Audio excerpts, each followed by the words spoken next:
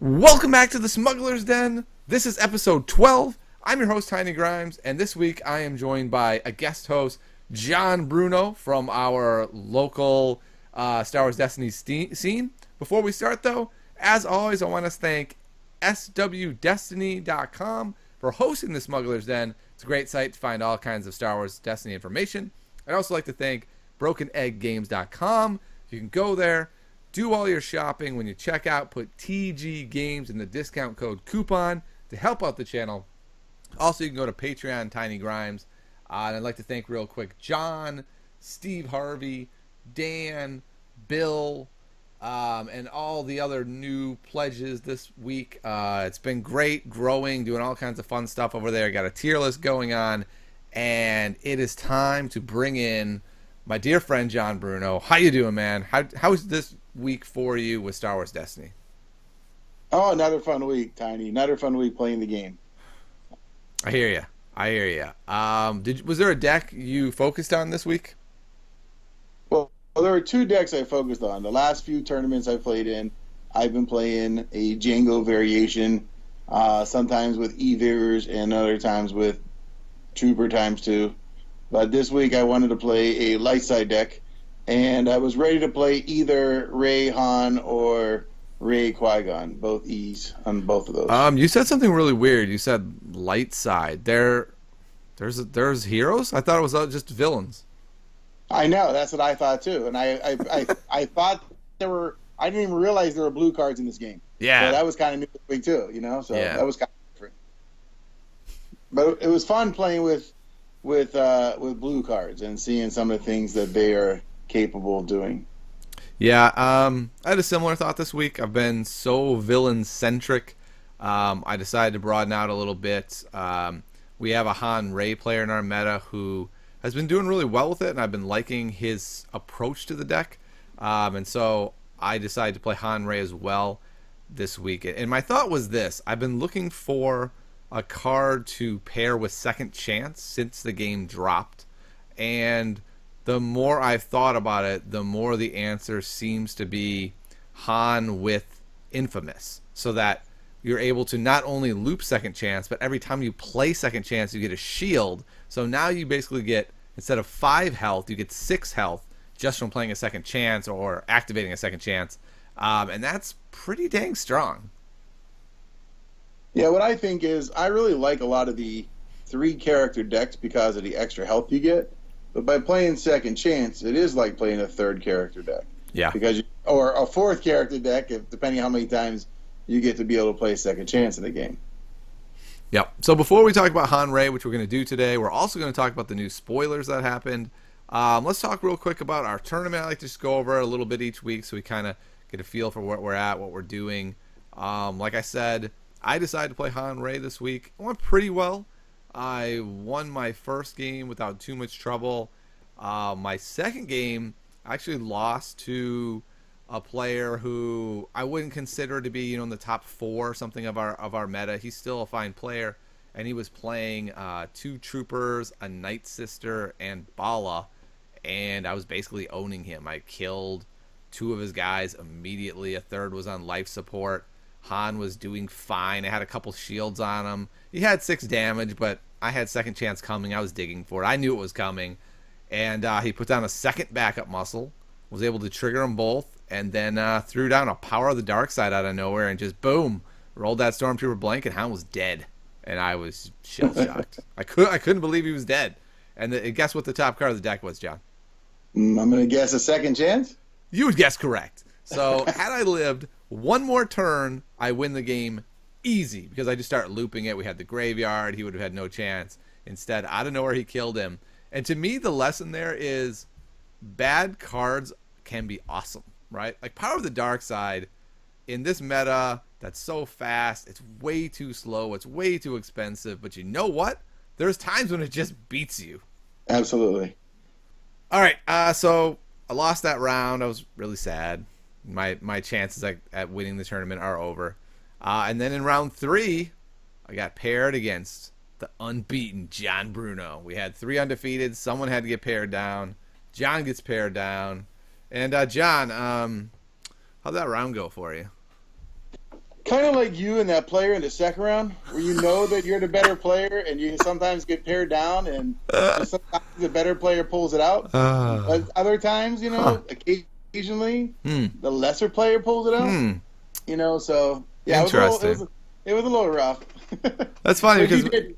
I I would say had you beat me pretty well on that. I had sort of a different take on that. It was I whooped you mercilessly as it should be. That was well. The first half of that statement is accurate, as it should be. I don't know, Okay. because I don't think we talked about how our other tournament matchups have gone. Hmm. Yeah, I don't know. I don't remember. How have they gone? Well, right after that one, we're 2-2, so that's pretty Okay, good, I'd well, say, that's for not tournament. bad. Yeah. Yeah. Okay, I'll take that. All right. Me Um, too. yeah, so I win that game. I'm 2-1. I win my last game against a really nice young woman, and I was able to win that game. A really close game. She almost milled me, and so I ended the day 3-1, and ended up in second. So I can be okay with that. I got a loss, which really smarts. Like, I'm such a crazy person, John, that people be like, "Hey, how'd that tournament go? You went last night." I'm like, I did terrible. Like, you did terrible? Oh, that's too bad. What'd you go, like 1-3 or something? It's like, nah, I lost the game. Got second. I felt the same way. I mean, I finished 3-1. My only loss was to that pared down scrub, Yep. and it's like afterwards you always think more about your losses than you do your wins, Oh yeah. because I always feel like you learn a lot more in a loss than you do a Yeah. win. Definitely. Sometimes you just end up playing somebody and they make some bad mistakes and you win, and you miss some of your mistakes or plays you could have made. But a loss sheds a lot of light on both your gameplay and the abilities of your deck.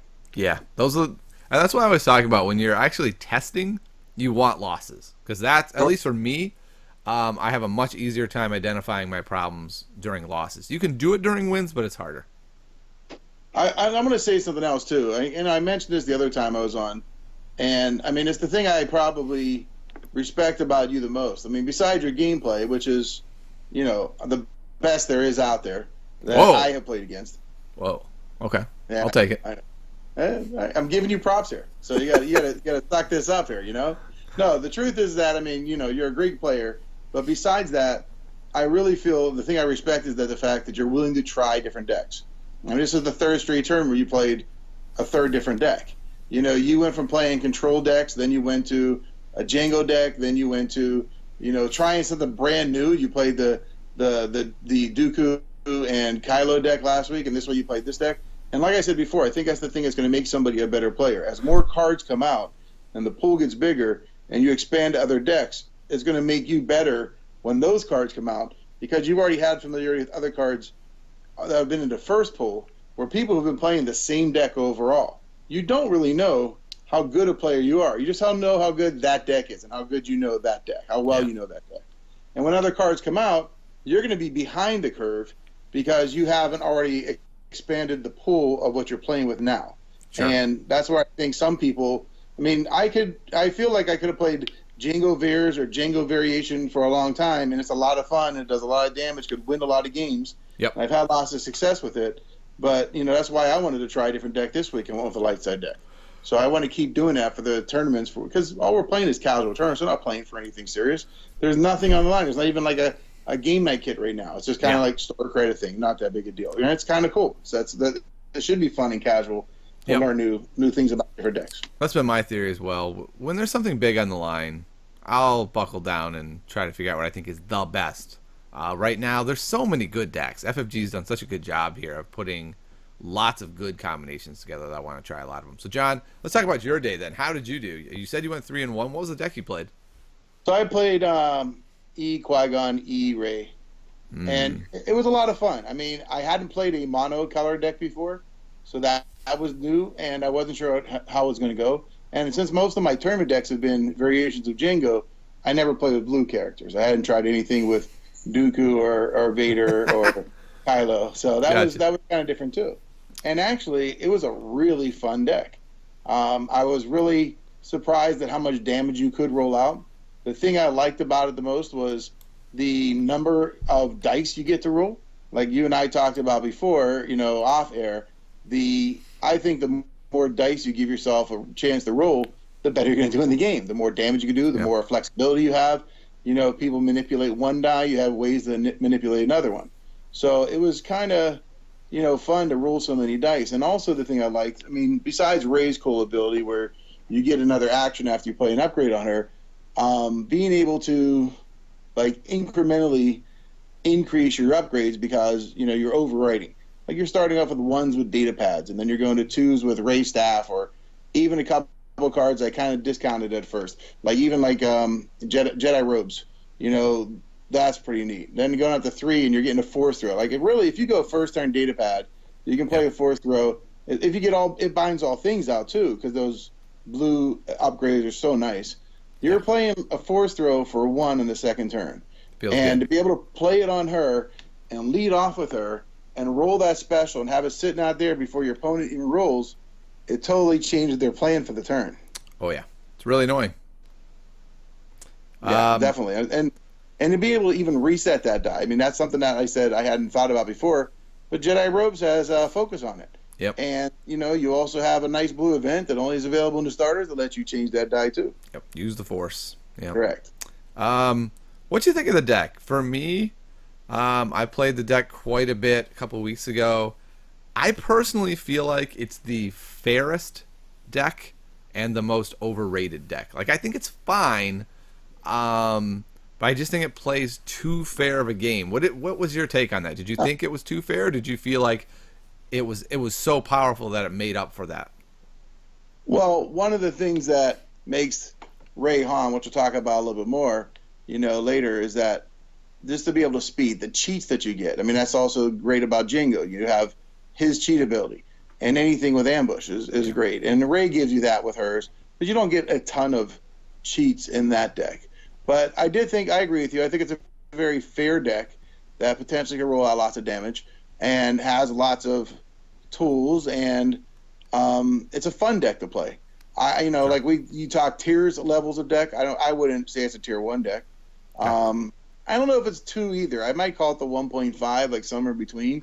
It's a deck. I think it's that deck that's going to get better, with future sets, because I think there's going to be more manipulation you're going to get, and maybe some yellow and red cards that do stuff now. You might see some blue versions in future sets. Mm-hmm. So I think it could be a deck to kind of look out for. Wait, real quick, something funny. You said I'm not sure it's tier 2. I think it might be tier, and I was just about to say like, yeah, I agree. I think maybe it is tier 3, and then you're like tier 1.5. A lot of this is the truth too, and I'm not trying to sound like I know everything. I've only been playing the game for a short time. I've had lots of experience playing card games just like yourself, but I also feel that it's a deck that requires smart play. There are some decks that you can kind of autopilot some of these decks. The Django Veers deck, or Django anything, is pretty playable by almost anybody. The Han Rey is a very good deck in the hands of most players. It's a kick-ass, top-tier, best deck in the meta potentially in the right hand, played by the right player, played the right way. So every deck is also, when we have these deck levels or tiers we're talking about, they change based on who plays them and how they play them. Yeah, for sure. So how'd your day go? How'd your first round go? All right, so I ended up playing 4 rounds. The first round I played a Vader Kylo deck, so it was just 1 die for Vader and 2 for Kylo. I was actually surprised. I was able to kill Kylo pretty quickly, and I wiped him out second turn. And then you got Vader going against 4 dice. Yeah, in pretty good shape from there. Yeah. Did he at least have a lightsaber or something on Kylo, or is it just like a naked Vader? No, he did get. Well, when I killed Kylo, he had a lightsaber on him. Okay. But he actually didn't have anything on Vader. And it's always a tough decision for me in terms of which character to take out first. Do you go after, in any game, say you're playing Jabba Dooku, you're playing whoever. I usually try to target the character that has the 2 dice. If there's a 2 character deck and a 1 die and a 2 dice character. And he did have, so he gets the lightsaber out, and so you just kind of want to get rid of Kylo because he's going to do lots of damage with you with the specials. So I did take out Kylo pretty quickly. I think that's the right call there. Yeah, Vader's die is pretty easy to control just by itself. Absolutely, and that's that's pretty much what I was trying to go with there. The second deck was kind of a different deck. It was a Java, Stormtrooper, and Tusken Raider deck. What? Yeah, it was weird. I haven't heard of that one. Yeah, and I was able to, on the second turn, take out the Tusken Raider and do a lot of damage with the Stormtrooper, finish him out at the beginning of the third turn, and then you got, like, Job, and he's like, yeah, I don't know what to do. You know, it's like, it's only third turn. I got a lot of cards to go to mill you, and I'm not really doing any damage to you. So Job is just flailing his little arms about. Pretty much, yeah. I mean, and barely flailing there at all. So I will mill you for 2. You only have 20 cards left. Yeah, exactly right. Okay, cool. He did get a prized possession on me. Oh, and nice. Took one of my dice, but at that point, I already had a good number of upgrades on both characters. Yep. And and I had shields, and so every time I took an extra shield, it was more ping damage here and there. And that's actually one of the fun things about that deck that people discount. These little itty bitty damages, just one here, one there, they add up. Yep. And it's pretty nice. It's pretty sweet to be able to just keep pinging away and doing some damage. Yeah, totally agree. I think that's what makes him great and what's going to make him great in the future. So round 3, you're 2-0. Yeah, that's what we played. What was your thought when I sat down across from you? Were you like, "Come on, I'm 2-0 here. I could go 3-0." Well, I mean, the truth is that I always enjoy playing you. I mean, It doesn't matter win or lose. I always feel like I'm gonna have fun. I mean, I'm playing one of my best friends, so I'm gonna have fun in the game. Mm-hmm. Win or lose, one of us is gonna do better in advance, whatever kind of tournament it is. And the last thing is, like I said, I have fun and I learn things about my deck. I mean, that's why I like even when we play all of our casual games. So it's always a good experience. I mean, you always want to win every game, but in a tournament, even like I said, in a loss, you learn a lot more about your deck. So I'm always about to. It doesn't matter when I play it. That's very much the high road because I would think the opposite. I'd be like, all right, I'm 2-0. John lost. At least I dodged him. I should have a pretty easy run now.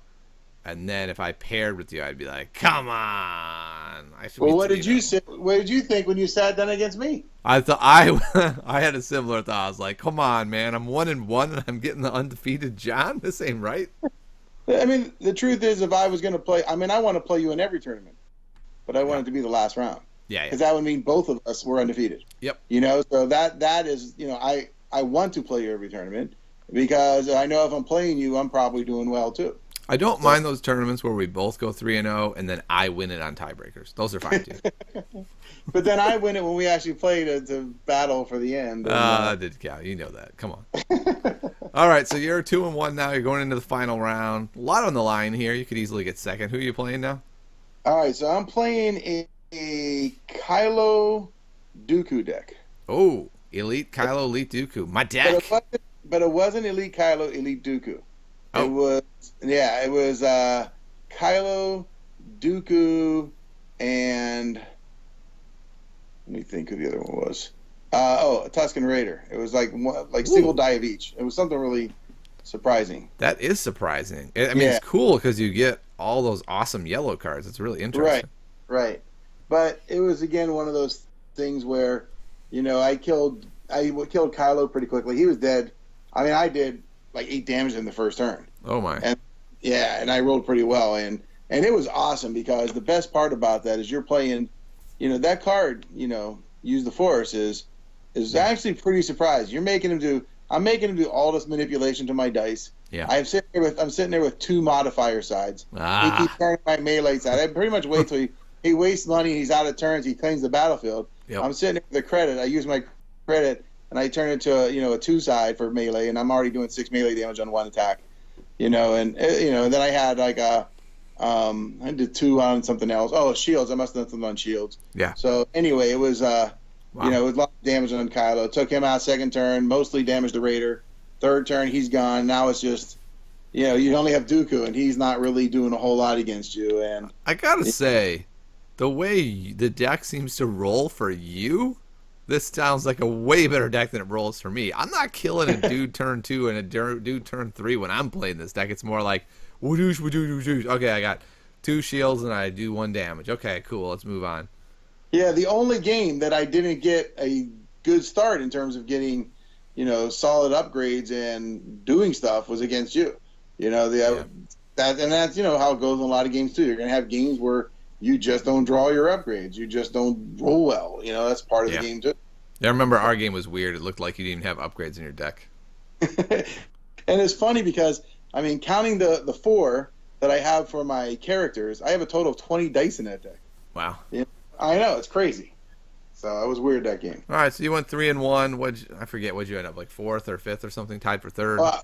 I was 4th. There was you, another player, and myself. We were all 3-1.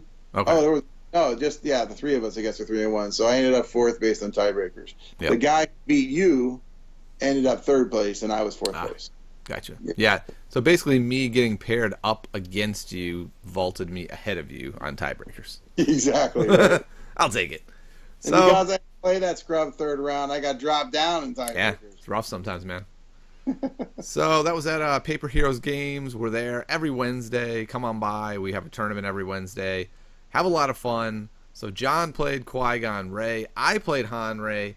But John and I, like he said, both played a bunch of Han Rey before the tournament. We even played Han Rey just to see what the mirror would look like. So let's talk about, first of all, how we've been thinking of Han Rey and then how that mirror seems to play out. Well, I think the thing we really like about Han Rey is, like we said, all those cheats you get, all those little free extra turns. To be able to not only roll your dice out, but play them and activate them before your opponent can do anything to screw with the dice. Yeah. That's what makes that deck so good. Yep. Yeah, And it's the card that I'm really, really emphasizing now, like I always liked this card because it gives you free shields, is Infamous. But more and more, I've been focusing on this at least while Rey is alive, because you can do awesome things like tap this, put Hunker Down on Rey for 0, and have 2 actions. Then you can pay your 2, play the Holdout Blaster on her. Now you get 3 actions. You can do things like roll Han, re-roll Han, and then resolve. It's pretty likely after a re-roll with Han, you're going to get some sort of damage. Exactly. I will tell you the thing. While Han is that amazing, if you look at his sides of his die, Yep. They're good, but there's only 2 damage sides. I don't like Han's dice. This is the problem for me. Good. I really do feel the same way. When I say they're good, they're flexible, right? Because they give you a lot of options. But overall, he's got 1 pure damage, that's the damage side, that you don't have to do any money or anything with. That's it. 1 out of 6. Yep. And what that means is it's really difficult to go like, okay, I get my 2 resources, I pay 2, Holdout Blaster on Rey, roll Han with the jetpack. It's only 2 1-in-6s that you get a base damage you can play right away. The sad thing is the Stormtrooper has more playable size than Han right away if you're looking to do damage. I would actually happily trade the Stormtrooper's die for Han's die. Yeah.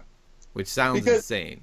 It's true. Like I said, the Han's other side, sure, you got a disrupt, you got credits. You're getting things from the other sides. But to be honest, you're rolling those, you're probably going to re-roll those. Yeah. At least in the way we're currently using him. There could be a whole new deck archetype that comes about where you do like these other sides more. But in Han Rey, you just want him to put jetpacks on him and roll damage. You don't want to roll, resources. Correct. 100% agree. So, and then, of course, most of the weapons like jetpack and holdout blasters, they are either modified sides or sides that take money to spend. Right. And so you end up in these really awkward spots. That's the one thing I don't like about Han Rey is while I get to cheat a lot, I'm often in an awkward spot. And it's like, okay, I got to cheat out my roll, but now what? Now I need to make money. So then maybe I can't cheat out my roll because I need to make the money first. And it just gets awkward sometimes. Well, the thing too is with Rey, she's not truly helping you. First of all, she gives you melee and her damage. Yeah. Second, a lot of her sides are modifiers. I believe they're all modifiers when I roll them. Pretty sure. And I mean that's where you need a card like Awakenings, but still Yeah. it only gives you one, activation. I mean, you could have a second one in your deck, but still, it's like it's not really, it does a lot. Your dice will do a lot of damage as long as you have your resources, and as long as you're able to get those nice. Okay, I got this one. I rolled this one die that gave me that one, range damage. So okay, Yep. yeah, I, that's what you need. yeah. I agree. It's I both love that deck and kind of hate the deck at the same time. I Right. love how it plays. I just have to talk about this game. The morning before the tournament, I decided to play a couple of games of that online because I knew I was going to play it. And I had one game where I did really well, and on the last turn, I claimed going into the turn, so it's my turn to start. I took the first 8 actions of the turn and then killed him. And he was just kind of like, I don't understand how this is a fair game. Like, you can't take 8 actions. That just breaks the whole game. Right. It was really sick. It was And like it's overwrite, overwrite, play 2 holdout blasters. It was crazy. and the thing that it's funny because I'm sure we're not the first to discover this. I know, but it's always fun when you discover things on your own instead of just reading things that other people do or Yeah. watching their. And I remember even when I was playing the Django's Veers deck. I mean, to be able to rewrite your own holdout blaster with a holdout blaster Oh yeah. and get an ambush going, and especially when you have the battlefield where you're putting any support or upgrade back on the top of your deck. I mean, it's not a dumb play to overwrite your holdout blaster, so the next time you get that back and get ambush again. Yep. And that's the thing I think where you make those good plays because you do those things. I mean, I try to do them with the deck, and sometimes they come up and sometimes they don't. But you're holding the cards at the right time, and that's all, I also think Yeah. a sign of a smart player. Just because you have that holdout blaster in your hand or the DL44 or whatever number it is. Did I get the number right this time? I think so. Yeah. All right. Hey, I'm starting learning some of these numbers. I mean, these things have ambush. Just because you have it in your hand Yeah. doesn't mean you need to play it. You should just hang it onto it at the right time. Yep. Then you overwrite blaster over blaster and just get all that, loot that chain stuff going. Yep. Or, as one of our guys says, trigger, trigger, trigger. Oh yeah. But, but it's that's smart playing. You don't necessarily have to play something that's sitting in your hand because it does stuff. I mean, you're anxious. I want to get on the table and do more damage, but sometimes it's a better. Let's hold it out for one more turn. Yeah. And the other thing that I've started doing differently that I think really elevates this deck is realizing that the Han Rey deck, yeah, it's about cheating damage, but what really makes this deck amazing is second chance and that battlefield, and not just the thing of, well, maybe if I get lucky I'll be able to loop second chance. No. It's I will be looping second chance, period. If that means I have to give up some damage to do it, so be it. But that's the whole point of the deck now is I dare you to kill Han. I dare you to. Let's do it. Right. I will say, when you and I were playing those games before, just because it was a fun play, I mean, I still was going to lose the game, but it was the only chance I had. And then we ended up getting really close in the game, but I ended up playing. So one card I had in my deck that wasn't in your deck, and it's one of these cards we said I don't think it's really a great card. Mm-hmm. It is in another deck, it's really good, but in this deck, But I did play Hyperdrive in this card in this game, right? Yep. So, Hyperspace jump. Oh, sorry, hyperspace jump. Thank you. And it was when you had all your dice rolled out. Yeah. And there's tons of damage there. I finally had a good roll. Rey. Yeah, and you had a great roll, and you got like 5 sides with with damage against me. You're gonna do all this range damage against me. Yep. And Rey's sitting there with 9 damage on her, and I didn't draw one with the Force yet. And so on my turn, I played it. I played hyperspace jump. Yep. And it was end of turn, and I claimed, and I had the battlefield, so I got to go first, and I drew up to it, and I played as my first play. So I was like, yes, that was a good play. I do remember that. I actually had a pile of drool in front of me. I was so excited about my damage. I had rolled all blanks for like a million turns straight, and I finally hit the jackpot, and John's just like, the turn's over? Okay, cool. Yeah, that was a little annoying. It's funny because I think the correct play is to play one hyperspace jump in the deck in case you don't get your battlefield, because it's so critical if you're going to lean so heavily on second chance. But I got to say, I hate putting it in the deck because the slots are so tight. I already have 2 to 3 cards that I have cut because I can only hold 30. But I think you have to find room for hyperspace jump. And those are, I had two rationales for putting it in there. One, exactly what you said, that I really want to have the opportunity to loop my upgrades and my supports. The second was if you're playing the Poe Hyperloop deck, right? Yeah. You got to have it just to take them out of their loop. Yep. That'd be pretty funny. Because they're going to play it to get their like, there's going to come a point where they have to end up playing it to get their battlefield if you choose yours. Right. Then it'd be hilarious to you just play yours right back and like, Right. oh, no. I know. It totally messes up their strategy, which is awesome. Yeah, that's kind of fun. The other card that more and more I've been realizing is not just a useful card or a cute card, but it's absolutely 100% essential, and I think it's really moved the deck up my list, is Scavenge. Scavenge says, discard the top 3 cards of your deck, then you may add an upgrade or a support from your discard pile to your hand. What it does not say is you may add one of the 3 cards you just flipped. It just says grab something, anything you want. And so it's this incredibly flexible card where early game I'll play it if I got screwed with a terrible opening hand just to go through more cards to try to get some upgrades out. And then late game you can do it to do just absolutely gross things. And like, okay, my opponent screwed me and took the battlefield very smartly. I didn't get to loot my holdout blaster. So here's what I'll do. I'll tap Infamous. I will scavenge, get a shield. I will use that action to retrieve my holdout blaster.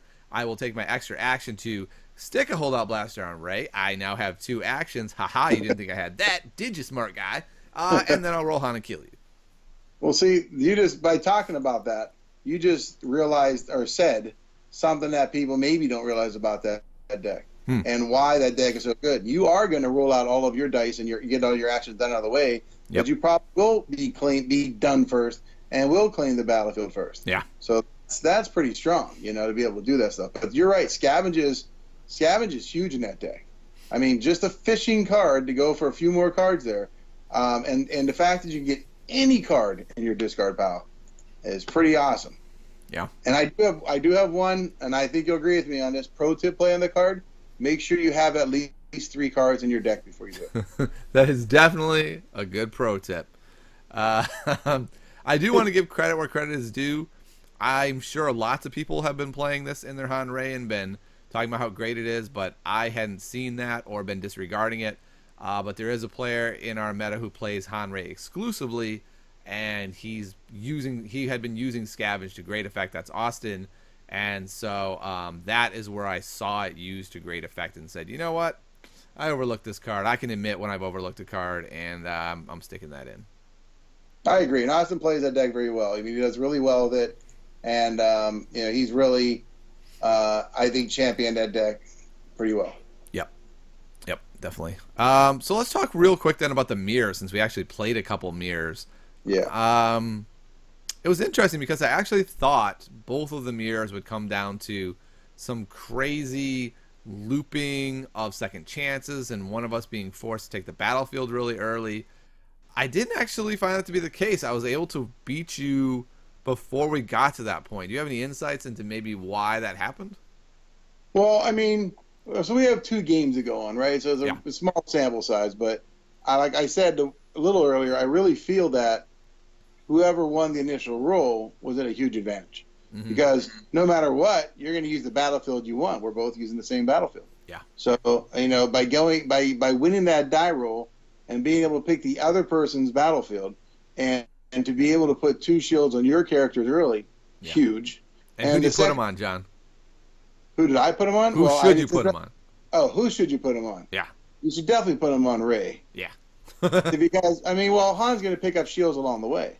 And the smart player in that matchup kills Rey as fast as you can. Yep. Because her ability to provide extra actions is what really fuels that deck. If you have her out of the way, you're just going off the ambush from Infamous or the blasters, and that's kind of all you can do with Han. It's not all you can do. You get to save him a lot because you got second chance, but right. So I would say that's huge. And the first game, I wanted to see what would happen. You're playing casual games. Let's see what happens. Maybe I can kill Han before you put second chance on. And I did get him like 6 damage or something. Oh, yeah. I was a little And then worried. you got second chance. Like, oh well. Yep, that's game. Yeah. I killed your And, Rey. I had both characters, and it was like, all right, well, good game. and in neither game, uh, I never saw a second chance in any of those games. Yeah, I noticed because I was able to kill Han really easily, which is Right. I surprising. think the second game I got him towards the very end of the turn. The very end of the game where it really didn't matter. But Yeah. I didn't get a second chance either one, and I only saw one scavenge in either game, Mm, and so that didn't help me get any closer to it. yep. So that didn't help. And I really feel more and more like second chance is the key to that deck beyond any other card. I know Holdout Blaster with Rey is great, but second chance is what makes that deck. A real quick observation. I'm wondering if you had the same observation. I got decked pretty much every game, not completely, but in several games I had no more cards left in my deck. They were just in my Yeah. hand. But I did have my battlefield, so I had the confidence of knowing I could just keep looping a card onto your deck. Did you run into the similar problem or no? Well, the two games I played against you, I think the second game we played, I think we both went down. We went through a whole deck. Yeah.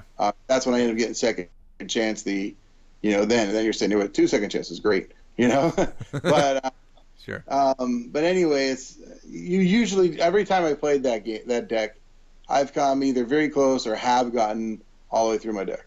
Yeah. So I think I guess the point is, if you're not running through most of your deck, you're probably not playing the deck quite correctly.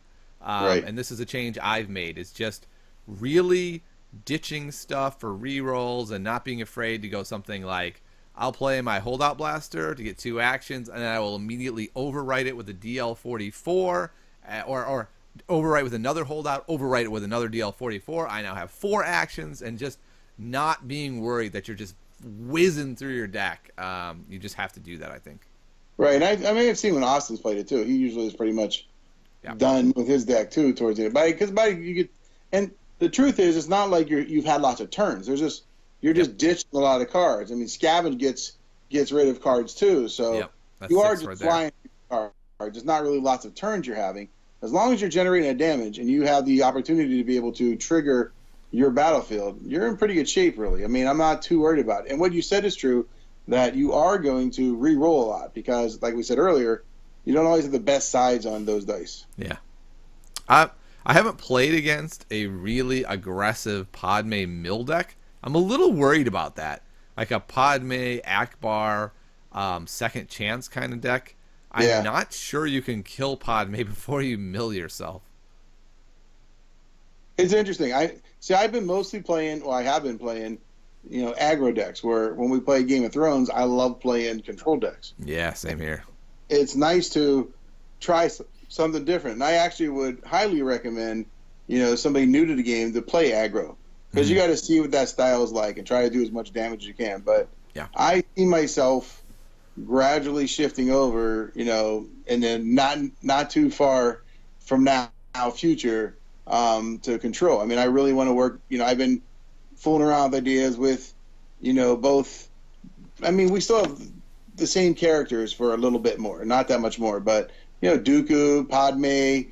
I haven't built a deck with either one of those two yet, and I want to. I mean, I just started kind of fooling around with Jabba a little bit, and I think he's pretty awesome. Yep. So it's like when I put all those together and I start playing those, that may be a really fun deck, but also maybe a really good deck. But we'll see. Yeah. I feel like in the current meta, Control has an uphill battle. I want Control to be better, and it can be. It can certainly win lots of games, but I feel like it has that uphill battle of its God roll is way less impactful than a God roll of an aggro deck. Yeah, concur. All right. Next thing I want to talk about then is the spoilers from this week, and we had 4 exciting new cards. I want to start with what I think is by far the most exciting, and that is a new Darth Vader. This Darth Vader is 13-17 cost-wise, which is Qui-Gon cost, 11 health, Qui-Gon health, sides, 1 ranged, 2 melee, 3 melee for a resource, a discard, and a special which says deal 3 damage to a character, then deal 1 damage to this character. So 4 damage sides, 2 of them 3s, 1 of them 2s. Let's start here, John. Were you surprised to see another Vader this early? I mean, yes. The answer to that question is yes. But I like that it's not the Vader we were thinking of. If there's going to be another Vader, right? That you really have Anakin in the picture, and that's pretty neat. That we have that because we don't actually have an Anakin card, so that's kind of cool. Yeah. It's not too surprising either, right? Like this is what FFG likes to do, and this way they're kind of laying it out for us. Like, hey, we like to make alternate copies of characters, and look, we're doing it right now. Right. And we, as longtime Thrones players, we've seen that you'll have 5 copies of Robert Baratheon within a 2-year period or something. 5, I thought it was like 85. But yeah. I really like also that he's a rare instead of a legendary, so Yeah. it's a more accessible version of Vader. I hope they do that with all of the second copies, is have, one at each rarity. Yeah, that was pretty nice. It was nice, especially since most of the cards, these strong cards have been spoiled lately. We've seen legendary, legendary, legendary. Yeah. It was nice to see a rare in this case. And the thing I like that they've done with all these cards they pretty much spoiled. I really love the job that Lucas is doing with making these cards that are very playable in this game, but also representative of how they are in the genre. Whichever one they're coming from. Mm-hmm. And I also like that they're spreading it out. You're seeing every set. You're seeing something from animated series. You're seeing something from, the original series, and then you're seeing one from like now what is episodes 1, 2, and 3. It's kind of nice. You're seeing a mix of everything. Yeah, it's really nice. Yeah. What do you think about him? How powerful do you think this guy is? Even without his cheap cost, just this die, does it seem crazy powerful to you? Oh, I love that die. I Yeah. love that. I mean, this is where we're talking about with control decks.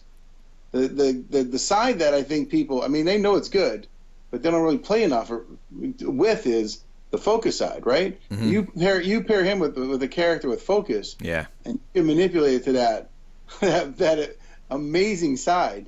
Yeah. He does himself 1 damage, but he's doing some massive damage out there. Oh yeah. That's pretty sweet. And with his cost, 17 means he gets to pair Elite Vader with Elite Kylo Ren. Like that to me seems like the craziest aggro deck I've ever heard of. Oh sure, that's gonna be that actually be that'd be a very fun deck. Yeah, And here's something about that side too. That side we're talking about. I mean, on that side, what is that? What is the symbol on that die? What's that? What's the symbol on it? Special? Exactly. We Oh, don't have yeah. tons of characters Yeah. with specials, Yep. but also because it's a special, you can't screw around with it like deflect or all these other Yeah. ones that affect melee or they're affecting range damage. It's pretty nice that you have that. Yeah. And you can also do really gross things like I've got my datapad special. I can't flip it to damage side, son. That's a real shame. I'll flip it to Vader's special and then immediately resolve it and do 3 damage to you. Okay, cool. Well, what about the battlefield? Yeah. That when you claim it, you get I mean, we have that battlefield, and you get was it the Emperor's Throne Room? I think it is, right? And that one is very. I mean, if you're playing character dice, you have your character dice out there. There are very few characters you can actually use that on. Here's one I can. Yep. I think he's really strong, and I am quite looking forward to using him all over the place. I feel like he's the big time aggro card. Let's talk about the next character, and this is Obi-Wan Kenobi, and his title is Overcosted. What were they thinking? So he is 1620, so he is more expensive than Luke Skywalker. So if you hear that, you got to think his dice are bonkers, and they're not bad. 1 melee, 3 melee, 1 focus, 2 focus, 1 resource. He's got 11 health, so it's not quite as much as Luke. And so you're thinking like, okay, this is interesting. But he has Guardian, which seems really weird on a guy that you're spending most of your squad points on. But then he has this amazing ability. Before this character is defeated, you may play a blue card from your hand or discard pile for free. So he's defeated, one with a force comes out, a force throw goes on a Rey, whatever. That ability is like the best ability in the game, am I right? That ability is bonkers. It's really, really good. I mean, and he's a character that I think you would want to play. I wouldn't play the E version of him. Okay. Just a single die, so he will die more easily. He uses his ability. It's like, go ahead, take him out. I don't care. Something good's Sure. gonna happen. So that's the best way he's used, because I think overall his die is kind of okay. Yeah. Nothing special, but another very thematic card that I really like that we have. I mean, his ability's cool because of it matches what happens in the movies, right? So that's kind of awesome. Yep. If there becomes a 14 cost elite really solid melee character, he becomes good. If there is a 7, like if Padawan only costed 7 instead of 8, he would be great. Right. His numbers as it stands, it's like people have been like, hey, what are you talking about? You just run him with Elite Ray. Elite Ray's dice are garbage. Like once he dies and I have a 1 with a force out, that is not enough to make Ray good. Exactly. I agree with you. You're right. Ray's dice are not very good. Yeah. I don't care. You can have 5 awakenings out. Wow. Yeah. I mean, she gets a lot better if you pair her with someone like Obi-Wan who has base sides. But once the base side character is dead and it's just her with her modifiers, it gets ugly fast. Well, and then we were just talking about Han Rey, and I played, Qui-Gon Rey. I really enjoyed playing her a lot more in the Qui-Gon deck. I mean, she helped speed up Han in the Han Rey deck, but she was a more fun playable character in the Qui-Gon Rey deck. Right. Yep, totally agree. Her ability is just really good. Let's move on to the next spoiler. It is Rise Again, and this one has given people nightmares. They're worried. It says, let's just say what it says first. Heal 5 damage from a unique blue character. You may play an upgrade from your discard pile on it for free. That sounds insane. And the cost of the card? 5. What's that? The cost of the card? Cost of the card. 5. Mm-hmm. So, yeah, because the ability itself it's like the most broken card in the game. Dooku can never die. Palpatine will be very hard to kill. But then when you see 5 cost, you go, oh, how many people play Crime Lord right now at even 4 and then triggering its 5? Not that many. How many people play Endless Ranks effectively? Not that many. It's real hard to get 5 resources. And when you like to have an ATSD on the table, but you're not going to really get all those credits to be able to play that card. Yeah. Or even the Falcon. I mean, it's hard to get the Falcon out. I will say this, though. I mean, I played an Elite Palpatine deck 5 times, and twice I actually got it off, and it's insane. Like, you're just like, okay, Palpatine was half dead. No, he's not, and I got a free upgrade. So, good luck winning. If you get it off, you pretty much win.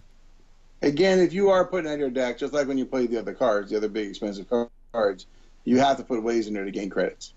Yeah, probably. Yeah, whether it's data pads or you're playing characters with better credit sides, or there's something you're putting in there to help give you credits. Underworld connections, whatever it is. Sure. Yep. Last card is the Carbon Freezing Chamber. This says, claim, this is a battlefield, claim, choose a character die. That die cannot be rolled during the next round. That's kind of crazy. Like, this is the most double-sided battlefield we have to date. They can't roll one of their character dice. That's kind of crazy. That it is kind of nuts, and it is going to make you play how you play your round out. There might be turns that you decide, okay, I would like to re-roll these 1 or 2 dice, but I'm not going to because I need to claim that battlefield first before my opponent does. Yeah, it's going to be really weird. Like, it's funny because you think of it as like, oh, that's a good counter to something like Elite Palpatine or Elite Vader. But then when you think about it, you're like, wait, they're going to be claiming it before I do unless I waste half of my turn just doing that. So it's a really interesting mind game choice that you could make doing it, and then maybe they just purposely pick theirs every time because no one wants to deal with yours and you get 2 free shields every time.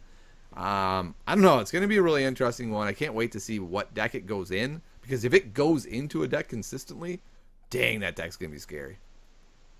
Yeah, I agree. I mean, it's definitely going to be a very fun. I mean, So, some of the decks I play, I just play Mos Eisley, their Battlefield, because Yeah. I don't care. If my opponent wants to claim it, great. Yeah. I mean, most of the time, it's probably one of the least used battlefields Right.